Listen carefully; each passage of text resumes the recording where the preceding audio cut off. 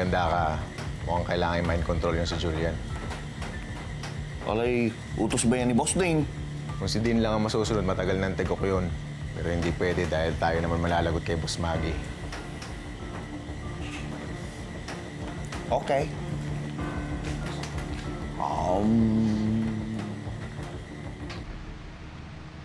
Humanda ka kapag sinabi ko kay Shirleandri ang ginawa mo. Frida naman. Frida, please. Huwag mo naman nasusumbong. Promise, hindi ko na uulitin kung ano ginawa ko. Tanda na ako. Please naman, huwag mo susumbong.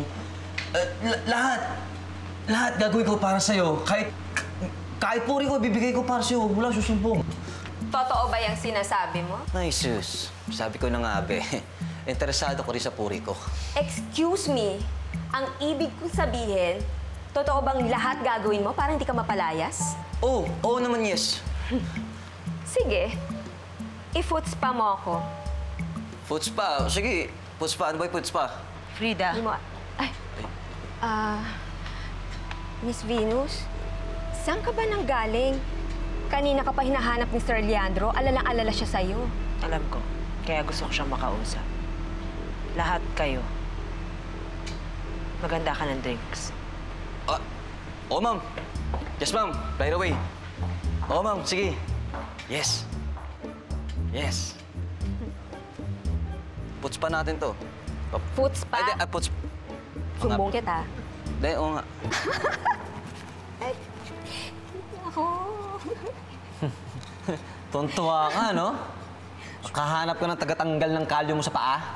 Hoy, yang kalyo ko, tandaya ng tapat na pagsiservisyo. Eh, ikaw, ba gusto mong isumbong kita? Actually, malambot yung paa mo. Parang bulak. Ito yun?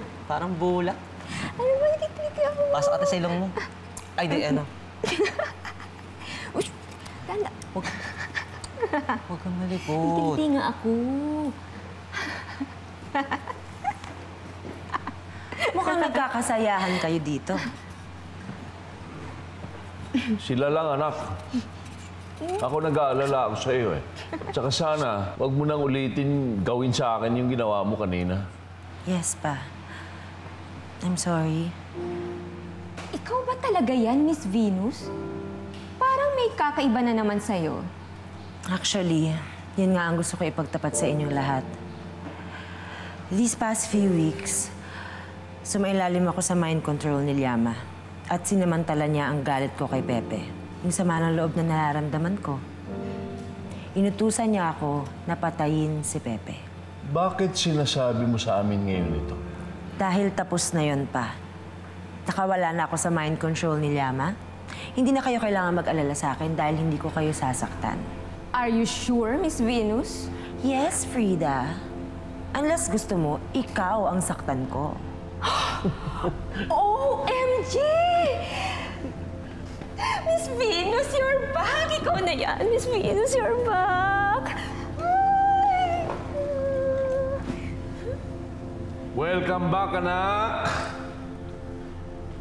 You're back!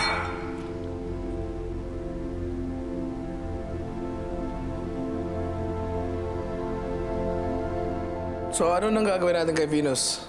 Mukhang wala na tayong pakinabang sa kanya. Alay, hindi pa tapos ang mission niya, boss. Binigyan pa namin siya ng isa pang pagkakataon. Ha? Eh, kayo na mismo nagsabi na nabukan na siya ng pamilya niya. Alay, yun ang akala nila. Kaya ako pinabalik ton si Venus para linisin ang sarili niya. Magkukunwari siya na nalabanan na niya yung mind control ko. Pero ang totoo, ala eh, wala siyang kawala.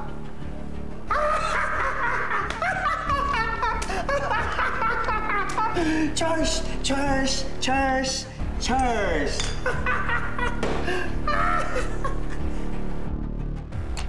Sigurado ka ba dyan, Frida?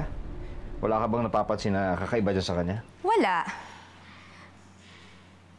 Bumalik na siya sa dati. Tinarayan niya ako kanina, kaya na-confirm ko. Pero paano doon nangyari yan? Paano niya nalabanan yung mind control? Ewan ko, mahalaga pa ba yon?